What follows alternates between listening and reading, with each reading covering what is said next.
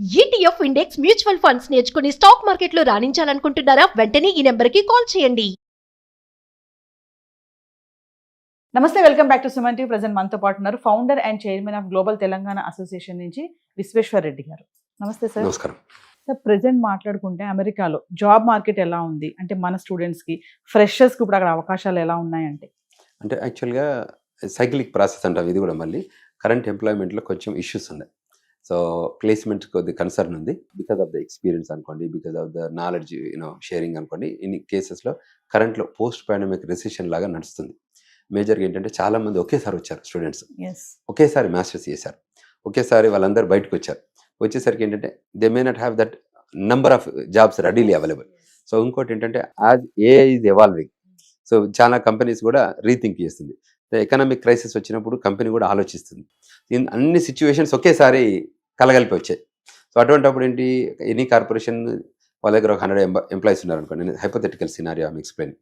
వాళ్ళు every year they will think about ఈ 100 ఉంచొచ్చా, ఇంకా 100 యాడ్ చేయొచ్చా, లేదు 100కి వెళ్ళి ఒక 20% తగ్గించవచ్చా, అవకాశాలు. అది వాళ్ళ సిఎక్స్ఓలు అంటారు, సిటిఓలు, సిఇఓలు, సిఎఫ్ఓలు, ఎగ్జిక్యూటివ్ ఆఫీసర్స్ అంతా కూర్చొని మాట్లాడుకుంటారు, అనాలిసిస్ చేస్తారు. ఇప్పుడు example I'm telling 100 maybe thousands of employee ఉన్నది, దాన్ని ఎవాల్యుయేషన్ ఎలా జరుగుతుంది.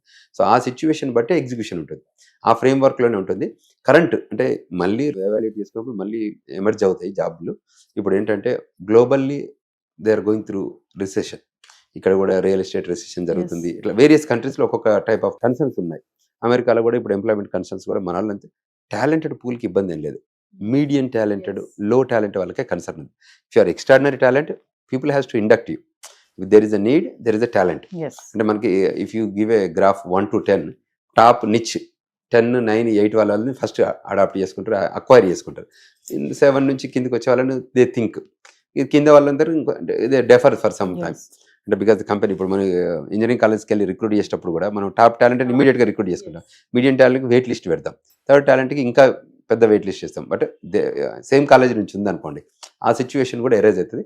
బట్ ఇప్పుడున్న కరెంట్ సిచ్యువేషన్లో జాబ్ ఉన్న వాళ్ళు జాగ్రత్తగా జాబ్ చేసుకోండి, జాబ్ లేని వాళ్ళు జాబ్ సెర్చ్ చేస్తూ ఉండండి. Use best network opportunity. This is the time that you need to network opportunity ఉంది. సో ఆ నెట్వర్క్ ద్వారానే జాబులు రావాలి. ఇప్పుడు మనకు పోర్టల్లో జాబులు అప్లై చేసుకుంటే వచ్చే పరిస్థితి లేదు, ఎందుకంటే 2 జాబులకు 200 రెజ్యూములు వెళ్తుంది.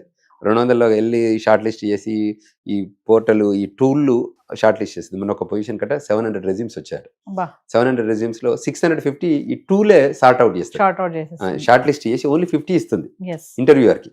సో ఆ సిచ్యువేషన్స్లో 50 మెంబర్స్ కూడా ఒక జాబ్ కోసం 50 మెంబర్స్ ఇంటర్వ్యూ చేయరు. సో అందులోకెళ్ళి కూడా కట్ చేసుకుని 20 మందినో 10 మందినో చేసి అందులోకెళ్ళి పిక్ చేసుకుంటారు. సో అక్కడ you have to exhibit your extraordinary talent and competent.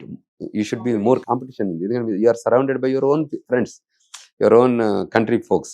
So అందుకోసం బెస్ట్ ఇంట్రెస్ట్తో కష్టపడి హార్డ్ వర్కింగ్ ఉండాలి, అనలిటికల్ స్కిల్ ఉండాలి, ప్రజెంటేబుల్ స్కిల్ ఉండాలి, ప్యాషన్ ఉండాలి, డెలివరబుల్ స్కిల్స్ ఉండాలి. ఇవన్నీ ఇంక్లూడ్ అయితేనే you have job opportunities. So అంటే ఏదో ఆయారం గాయారం టైం కాకుండా తప్పకుండా you need to put lot of sincere effort so that you will get benefited out of this employment career. అంటే సార్, మాస్టర్స్ అయిపోయిన వాళ్ళకి ఇమీడియట్లీ జాబ్ వచ్చే అవకాశాలు ఉన్నాయా? మరి ఉంటుంది, ఇంటర్న్షిప్ ద్వారా వస్తుంది. ఇప్పుడు కొన్ని కంపెనీస్ ఏం చేస్తారంటే ఇక్కడ ఆఫ్టర్ ద కాలేజ్ ఎట్లయితే ఇంజనీరింగ్ రావడంతో ఇమీడియట్గా వచ్చి ఆన్ క్యాంపస్ ఇంటర్వ్యూలు చేసి తీసుకుంటారంటే యూఎస్లో కూడా అట్లా కాలేజెస్లో ఉంటాయి ఆపర్చునిటీస్. వాళ్ళకి తెలుసు, ఇప్పుడు మొన్ననే మాస్టర్స్ చేశారంటే వాళ్ళకి ఎక్స్పీరియన్స్ ఉండదని తెలుసు కదా. సో ఇది ఓపీటీ అంటేనే ఆప్షనల్ ప్రాక్టికల్ ట్రైనింగ్, ఆ టైంలోనే కదా చేసేది. సో హానెస్ట్గా ఉండి టాలెంటెడ్ అంటే ఎబిలిటీ దే లొకేటెడ్. ఇప్పుడు ఇంటర్వ్యూయర్గా నేను మిమ్మల్ని ఇంటర్వ్యూ చేస్తున్నాను అనుకోండి, నాకు ఒక నీడ్ ఉంది, ఆ నీడ్ మీ మీద పోజ్ చేస్తుంటే how you present in terms of presentable and technology అనుకోండి, ఏదైతే నాలెడ్జ్ అనుకోండి, experience we know that you don't have because you are new, you just completed your masters in the United States. సో అటువంటి లైన్లో కూడా మనం చూసి ప్లాన్ చేసుకుని వాళ్ళని హైర్ చేస్తున్నాం. హైరింగ్ ఒకవేళ they cannot perform they will fire it. Internships అన్నారు కదా సార్, అంటే మన ఇక్కడ ఇంటర్న్షిప్స్ కి అక్కడ అమెరికాలో ఎలా ఉంటాయి సార్? అంటే డిఫరెన్షియేషన్ ఎలా ఉంటుంది? ఇప్పుడు ఒక యూనివర్సిటీకి వెళ్ళి రిక్రూట్ చేసుకున్నారు అనుకోండి, యూఎస్లో I'm talking about US recruitment. ఆ ఓపీటీ టైంలో సపోజ్ గూగుల్ కార్పొరేషన్ ఉందనుకోండి, గూగుల్ కార్పొరేషన్ కూడా ఇట్లా మాస్టర్స్ కంప్లీట్ వచ్చిన వాళ్ళకి ఒక 100 మందిని రిక్రూట్ చేసుకున్నారు అనుకోండి. These numbers are hypothetical numbers. 100 మెంబర్స్ని చూజ్ చేసుకున్న దానిలో వాళ్ళని పిక్ చేసుకొని ఇంటర్వ్యూలు చేసి వాళ్ళకి ట్రైనింగ్ ఇస్తారు. They will give the sum training to, అంటే కంపెనీ ట్రైనింగ్ అని అదే, అంటే వాళ్ళ దగ్గర ఏదైతే టాలెంట్ ఉంది ఓన్లీ ఎక్స్పీరియన్స్ లేదు, అంటే మా టూల్స్ పైన మీకు ఎక్స్పీరియన్స్ లేదు కాబట్టి మేము ట్రైనింగ్ ఇస్తాం. ఇచ్చి will give time 6 months or 1 year time ఇస్తే వెదర్ యు ఆర్ అంటే acquiring this experience, acquiring knowledge, acquiring this training and applying on to the tools ఎస్ ఉందనుకోండి, we can see as an manager I can observe అన్నట్టు. అందులో if they have a greater talent then internship to full time full time. ఇస్తాం. ఇప్పుడు optional practical timing అన్నారు కదా sir, ఈ OPT పైన జాబ్ రావడానికి టైం టేకింగ్ ఎలా ఉంటుంది, ఎంత టైం పడుతుంది? డిపెండ్స్. అంటే వీళ్ళు అప్లికేషన్స్ పెట్టుకుంటారు స్టూడెంట్స్. ఒక్కొక్క కంపెనీ వాళ్ళ రిక్రూట్మెంట్ టైం వేరే ఉంటుంది, అనలిటికల్ టైం అంటే ది ఎగ్జిక్యూషన్ టైం వేరే ఉంటుంది. సో మీరు దే ఓపెన్ అప్ 10 పొజిషన్స్ అనుకోండి, some they have outlook to fill in 1 month, some people outlook to fill in for 6 months. So ఆ డ్యూరేషన్ కూడా ఉండొచ్చు. Yes. కొందరు 1 weekలో రిక్రూట్ చేస్తారు, కొందరు 2 months కూడా తీసుకోవచ్చు. బట్ ఓవరాల్గా అయితే తీసుకుంటారు హైరింగ్ ప్రాసెస్లో, Yes. ఎందుకంటే వాళ్ళ బడ్జెట్ అలొకేట్ చేస్తారు. అంటే టిపికల్గా ఏదైనా కంపెనీ ఒక ప్రాజెక్ట్ కోసం ఒక 3 million 10 million తీసుకొని పక్కకు పెడతారు. దానికి ఎన్ని రిసోర్సెస్ కావాలో చెక్ చేసుకుంటారు, ఏ డిపార్ట్మెంట్లు కావాలో చెక్ చేసుకుంటారు, బేస్డ్ ఆన్ దట్ రిక్రూట్ చేసుకుంటారు. అమెరికాలో వర్క్ చేయాలంటే ఖచ్చితంగా H1B వీసా ఉంటేనే వర్క్ చేయగలుగుతారు అంటే? అంటే there are number of ways to work.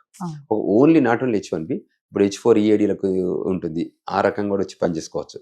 అంటే ఎలిజిబిలిటీ వర్క్ ఆథరైజేషన్ డాక్యుమెంట్ ఇవన్నీ ఉన్నవాళ్ళు, అంటే కేస్ టు కేస్, Yes. ఏ కేసులో వాళ్ళు వస్తున్నారు దాన్ని బట్టి, ఏ ట్రాక్లో వాళ్ళు వస్తున్నారు దాన్ని బట్టి మనం చెప్పొచ్చు. Yes. మనం అంటే we cannot say that blanket copy లాగా. Mm. So anybody who are interested to know more, please let us know, we are Yes. there to help. అంటే జాబ్ చేస్తూ H1B వచ్చాక మనం వేరే జాబ్ కి మారొచ్చు కూడా. H1 to H1 ట్రాన్స్ఫర్ చేసుకుంటాం. Yes. మీ కంపెనీలో పనిచేస్తున్నాను అనుకోండి ఒక Mm. రిసోర్స్, నెక్స్ట్ నా కంపెనీకి వచ్చి పనిచేయచ్చు. Yes. ఎగ్జాంపుల్. ఫైనల్ ఒక క్వశ్చన్ చెప్పండి సార్, ఇప్పుడు అమెరికాలో జాబ్ మార్కెట్ గురించి మాట్లాడుకుంటే అంటే ప్రెసెంట్ ఇక్కడ నుంచి రావాలనుకున్న వాళ్ళకి కానీ మీరు చెప్పే సజెషన్స్ ఏమైనా ఉన్నాయా? తప్పకుండా రండి. మీరు దగ్గర టాలెంట్ ఉంటే మీరు ఓపెన్, ఇప్పుడు ఏంటంటే డిజిటల్ ఏజ్లో you send your resume to the company ఈ రిసోర్స్ కావాలని అనుకుంటే. మొన్న ఈ మధ్య నేను విన్నది ఏంటంటే ఇండియా నుంచి కూడా 100,000 తో ప్రాసెస్ చేస్తుంది. ఇక్కడ ఉంది అమెరికాలో ఉన్న కంపెనీ, ఇక్కడ ఉన్న వాళ్ళకి అంత టాలెంట్ ఉంది, ఆ ఫ్రేమ్ వర్క్ లో ఉంది అనుకుంటే 100,000 ఫీజు కట్టి కూడా తీసుకొస్తున్నారు ఓకే కంపెనీస్. ఇప్పుడు జరుగుతుంది అది. Yeah. 19th లోపల దాని తర్వాత మనకు ఆ లిస్ట్ కూడా వస్తుంది. ఇప్పుడు only with in the process కాబట్టి దే డోంట్ షేర్. సో దాని తర్వాత ఎన్ని 100,000 అప్లికేషన్స్ వచ్చాయో కూడా మేము చెప్పగలుగుతాం. ఇప్పుడు మీరు కంపెనీసే కట్టి తీసుకుంటే అంటున్నారు కదా సార్, మరి కొంతమంది మరి మిగతా వాళ్ళ సంగతి ఏంటి? ఇప్పుడు కట్టి తీసుకున్న వాళ్ళ సంగతి పక్కన పెడితే మిగతా వాళ్ళు ఉంటారు కదా, మరి వాళ్ళకి యాక్ట్ ఏం పనిచేయదా? పనిచేయదు. అవుట్ సైడ్ వాళ్ళకి లేదు, ది యాక్ట్ ఈజ్ ఇన్సైడ్ వాళ్ళకి ఇష్యూ లేదు, అవుట్ సైడ్ వాళ్ళకి ఇది. ఇప్పుడు మీరు రిసోర్స్ ఇండియా నుంచి వస్తారు అనుకోండి, మీకు ఎప్పుడు కూడా అమెరికన్ లింక్ లేదనుకోండి, మీరు 100,000 కట్టాలి. The person who is already in the United states who did is masters he or she చేసిన తర్వాత వాళ్ళకి 100,000 లేకపోతే వాళ్ళని అక్కడ రిక్రూట్ చేసుకుంటుంది కంపెనీ. సో కంపెనీస్ కూడా ఫస్ట్ వాళ్ళ మీద ఫోకస్ చేస్తుంది, నాట్ ఇండియన్ గై. ఇప్పుడు 100,000 any corporation they look for the numbers కదా. నేను 5 హైర్ చేస్తే $500,000 కట్టాలి కదా, నాకు $500,000 ఎంప్లాయ్మెంట్ ఇక్కడ నేను పెట్టుకోవచ్చు కదా, వాళ్ళకి సాలరీ ఇవ్వచ్చు కదా. ఇవే 500,000 అక్కడ యుఎస్ మాస్టర్ టాలెంటెడ్ పీపుల్ ఉంటే వాళ్ళని తీసుకుంటాం. Thank you sir. మంచిది.